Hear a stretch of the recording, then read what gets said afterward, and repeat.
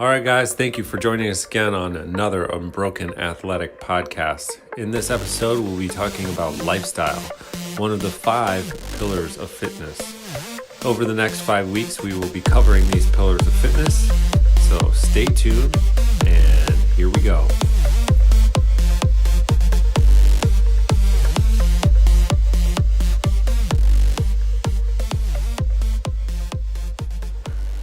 Take number 1200 times 2.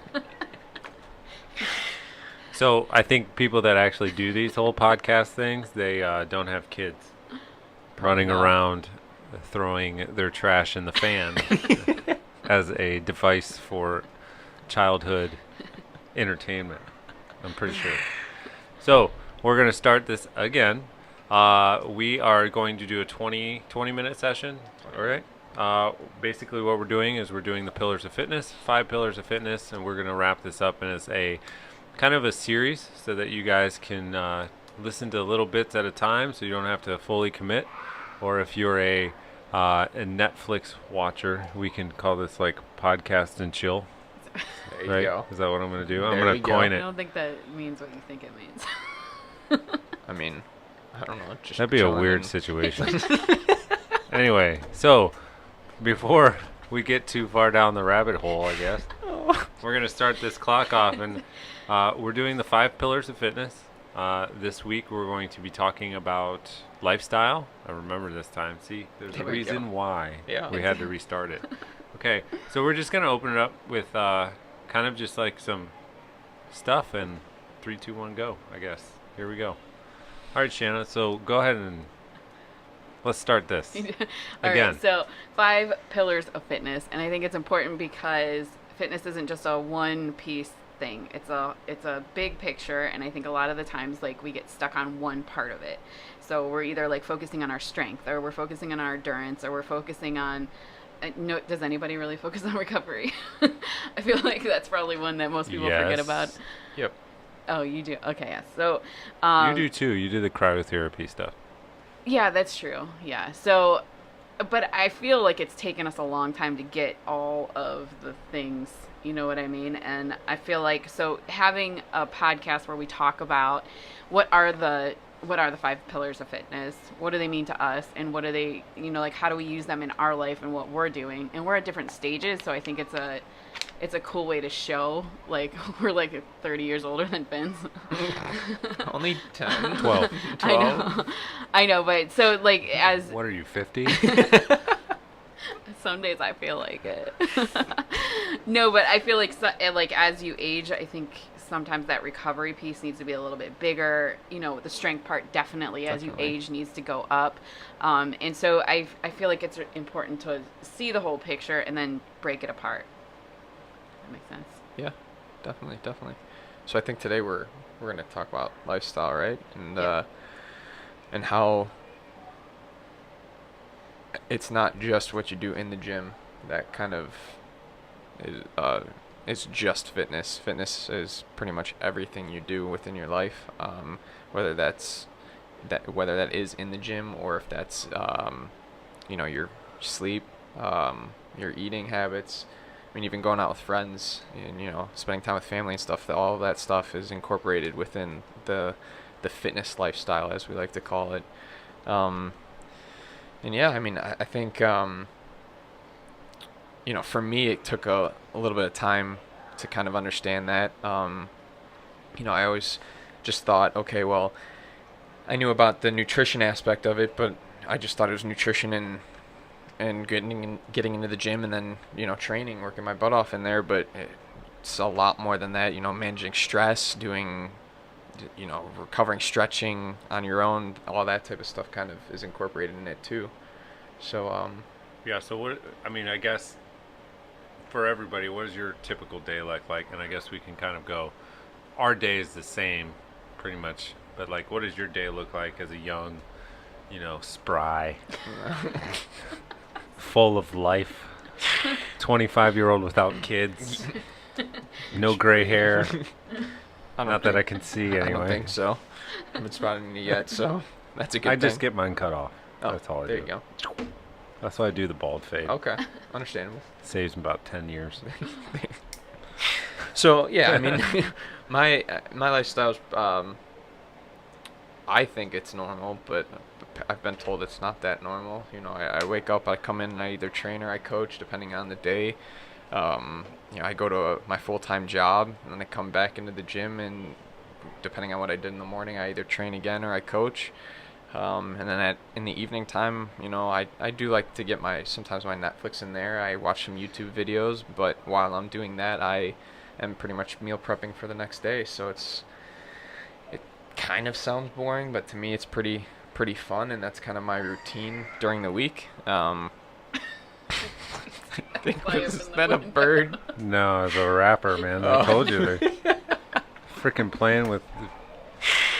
For those of you that aren't watching the YouTube channel, we apparently have some flying rappers coming around in our feed. So, but yeah, that's a typical weekday for me. And then weekends, you know, I try to train at least on Saturday. Sundays, I do my own thing, and spend time with family. So. Yeah, and mine's a little bit different than Shanna because she's a vampire, but she stays up late at night reading books. The house is quiet. The house is quiet, I guess. That's the only time the house is quiet. Early in the morning or late at yeah, night. it's like when I sleep, though. Like, yeah, I know. It's got to be complete dark. But so our typical lifestyle, like I said, I mean, wake up around, 8 o'clock if I'm not coaching in the morning. If I'm coaching in the morning, it's a 4:30 a.m. wake up. Typically 4:30 in the morning, get up, roll into this place, do a coach class, but see, like, unlike Vince, this is my full-time job, so like I get to go home and take naps. Lucky. 1 hour naps. But yeah, sometimes I go when I do that, take naps, but usually, you know,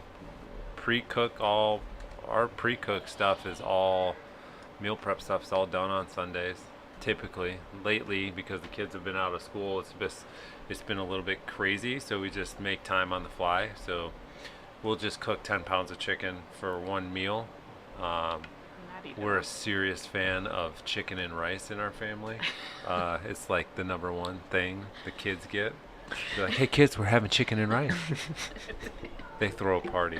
They really do. They do love chicken and rice. But yeah, so we do meal prep on one day, so we bulk cook most of that stuff. I mean, and you ain't got to get crazy. Just throw it in a bag and pull it out when you need to measure it. And then cook rice during the week. But yeah. Do you have a rice cooker? No, yes. We do, but we don't use it for rice. It's a pressure cooker. It's a pressure cooker. Yeah. Yeah, but we don't use it for rice. Why not? I don't know. There's the way that the pressure cooker cooks the rice is not sticky rice. Yeah. Oh. There's like a. Is it like a? It's like a warm blanket. So it's like when you eat the sticky rice, it's like a warm blanket. Oh, I see. Yes. Okay. It's the only thing that gets me through chicken and rice, man. You throw it in a pressure cooker and it's like individual pieces of rice, like way too. They're not friends, man. Oh, I see. So you like your rice being friends? Yes, sticky, clumped together. I understand. It's a very personal thing. Anyway, so we're losing subscribers as we continue on this conversation about rice. But anyway, so meal prepping, we're past that, and you know, it comes down to when can we fit the workout in. It gets a little hectic sometimes to fit that workout in, just because the balance between kids being out of school. So our structure is completely thrown off. It's like controlled chaos. But yeah, typical wind down, 8:30 for the kids, in bed. Then I pick up and I continue on, kind of either whether I'm, you know, doing videos for the gym, editing software, editing this stuff that you guys see. That's just recent. Did a 5K, never again. Never again, maybe. Justin, if you're listening to this, I'm sorry to break your heart, but yeah, it was so a yearly 5K that just It was apparently ended an this annual- year. annual was 5K. the is how we annual announced and beginning and the end, 1 year, one and done. If I'm not gonna do it next year, somebody else can. I don't care. But yeah, so just trying to figure out that portion of the thing is a part of the lifestyle, and it gets crazy. And to where most people are like, oh, I wish I owned a gym. It's not really like what everyone thinks.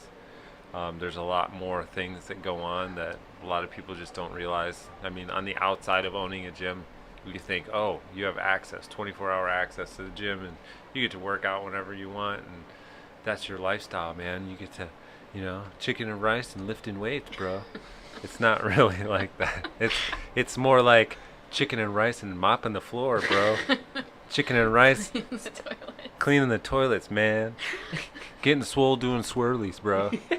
That's really kind of and plus, balancing the books, all the financial stuff, taking care of memberships, handling and member questions and stuff like that. So, yeah, that really does cut into training. And then when you start bringing on, new coaches, that also cuts into kind of your training schedule. But then they start getting better than you, and you're like, what the I wonder who that is.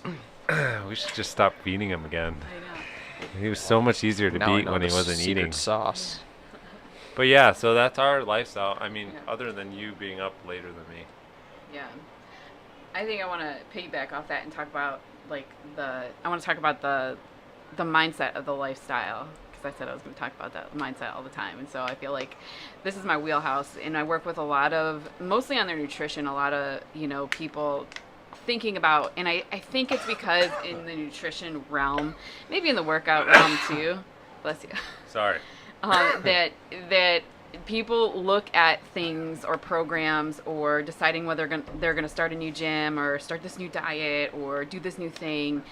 The mindset isn't there. Like, it's not there to be a lifestyle. So I want to explain that. When my mindset, and this is a decision, like when you go into anything that you're going to do, you just look at it like, can I do this for the rest of my life? Can I modify this as I get older, as I have kids, as my life changes? At what season in my life, as it changes, can I do this? And if the answer is no, then I'm not doing it. There are some things that I can do that can be modified, like are just seasonal things. Like when the kids were little, there was stuff that we did that the kids were little, so we had to take some of the stuff that we did out of the equation. But when I'm looking at like an eating plan, I'm sorry, I'm not taking ice cream out of my diet forever. I'm just not doing it. There'll be seasons when I take it out, if I'm like tightening up my nutrition or whatever. But if somebody's like, you can't have a carb ever again, I'm not doing it. I'm sorry. I hate you. White rice. We are not friends if you say that to me. I'm not doing it. And I feel like this is where so many people mess up, because they jump into something like, I'm going to do this for 8 weeks hard, and then what happens? They go hard and then they get burnt out and then they fall off and then it's completely over. So I feel like lifestyle needs to be in your mind a decision that it's going to be something that you do with consistency over a period of time, a long period of time. Not perfection. Like, nobody here is perfect. We've been on this journey for a long time. I've been a trainer since I was 15 years old, so that's a long time. And so I've been overweight for like 15 years. Right. And so when you're looking at your lifestyle, I like the carbs. Carbs are amazing. We should get shirts that say Carbs are amazing. So I'm trying to be serious here about on the back it'll serious say, things. if you take them away, I'll cut you. I like it. But what I'm trying to say is that your choices, when you first start making them, may not feel like you can do that forever. But as you keep making those choices, they become habits, and then you don't have to think about it anymore. And then those habits become your lifestyle. But it starts, like, back it up. You don't just jump in. Like, we didn't just wake up yesterday and, like, you know what, we're going to cook 10 pounds of rice, and we're going to, like, make this meal, and then we're going to make it a commitment to work out 3 times a week, and then we're going to make sure that we're stretching and we're sleeping. Like, we didn't just wake up, and none of us did, right? No. So it started with small. It started first with, like, hey, I know where I want to go. I know who I want to be. And we made a choice, and then we kept making that choice. maybe we messed up, but we kept making it. And then that eventually became a new habit. And then we were able to make or add to it, and that's kind of where your lifestyle comes from. But I feel like it first starts in your mind that you're deciding that this is who I am now. This is what I'm doing because I know where I'm going over a long period of time, not just like, hey, I'm going to do this for 8 weeks and then I'm off. Then I'm going to eat, whatever I want. And I feel like a lot of people do that, and that's why we see those yo-yo diets or, diets that promise you just do this for a little bit, or workout programs even that promise that. So I think that's number one. And then number two, just deciding, like, for workouts, for example, like, I have a rule, and this is just a rule I made like a long time ago, is that I would never miss more than 3 days at the gym ever. Period. End of story. I can't even think in the last 9 years of when that has happened. I have. Like I don't, and here's an example. Last year, my knee stopped working, like randomly. It just stopped working. And I came in here and I modified, like, just the habit of being in the gym, doing, like, whatever I could do, not bending my knee, but being able to, like, modify and do, like, parts of workouts and stuff like that. It wasn't so much that I was in here trying to, like, keep my gains or whatever. I mean, but but it was more about, I want to keep that habit going because it makes me feel better. I know that, this is something that's important to me. Like, fitness to me isn't just, like, what I look like. It's about being the best that I can be for everybody else in my life. And me too. Like, I can't accomplish anything if I'm not the best right now. So that's kind of like the mindset of it. But what do you guys, like, what would you say? I can ask you guys questions on this podcast. What would you say is, like, your number one thing? Like how I said, that's my rule. Do you have any rules like that hold you accountable in your lifestyle that maybe you don't share with people, but it's just like a personal commitment to yourself? I wouldn't say to I guess it is to myself, but it's also to my family. So I think, kind of going off that though, some of the things that you need to do as an individual is set your core values down, which will help you to follow this healthy lifestyle. And one of my very first core value is family's always first. So in saying that, a lot of the times, I base what I do off of my family. And one of the things that I always told myself was that I would never allow myself to get to a point where I can't do something for my family. And obviously, being a young, spry kid, as Jeremy likes to say, helps to be able to, like, help my family move if they're moving, or, if my parents are out of town or something, go cut the grass, I can still go do that stuff. But, just being able to go play with, like, my little nephews and, having them come up to me and go, oh my gosh, you could do this and that and this, and having them look up to me is something that I told myself I wouldn't let get away from me. I wouldn't let myself not have that happen. So yeah, that's kind of like my personal go-to. That's good. Like, be the 35-year-old, like 10 years down the road, and be like, remember when I used to do, like, the good old days when I used to do this? But then again, like, not like being that person. Like, yeah, right. them I want, being like, okay, now they're teenagers and they're like, oh my gosh, Uncle Vince, exactly. look at what he's doing. Exactly. He's kicking our butt and he's an old man. Yep. Mine's easy. Shanna's getting better than me every single day. How do you feel about that? Why do you think I'm here every single day? This is why I do extra. It's done. That's it. That's really the only reason. Okay. So we're really competitive. No, we're not. That's a good one. So we have a rule that we don't let each other win. Never. Ever. So we don't even let our kids win. No, we don't let our kids win. We like, beat you at matching game again. It's like pretty intense.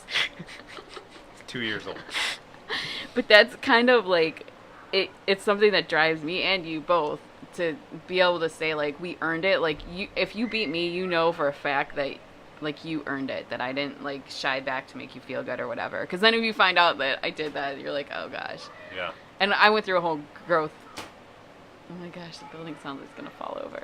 No, we got air coming through. Oh. I went through a whole growth thing where I was like, I felt bad if I was beating, especially like men. You know, if I was lifting more than them, I would be like, oh my gosh, I need to scale back because like there are clients, they're not gonna come back. And then, you know that quote, and someone should pull it up and read it, the actual quote, but it's like, our greatest fear is not that we are inadequate, our greatest fear is that we are powerful beyond measure. Yep. It's not our light that scares us, it's our darkness. And so it's basically like, you do no good by pulling back and, you know, like letting people win. Because you're letting them, like, settle too. So I think, like, as a that's part of the lifestyle. Like, even in playing games, that's like, it's part of the lifestyle of being a competitor, being an athlete. Okay, so for our last kind of minute here, one biggest thing that all of us did not covered why we come to the gym. We didn't cover rest. Oh. And I think this is the biggest one for you two. Yep. That you suck at. Yep. Both of you. Mm-hmm. Is resting. And so I'm going to kind of head this one up. Sounds good.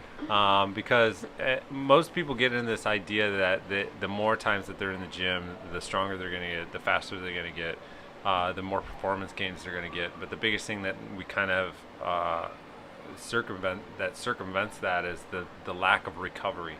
And so having in those scheduled rest days and knowing that those days are just typical straight up rest days is, you know, crucial for that, you know, that muscular rebuilding phase that our body has to go through. The periodization effect has been around for a very long time, especially like 72 hours on, 24 hours off, that kind of thing.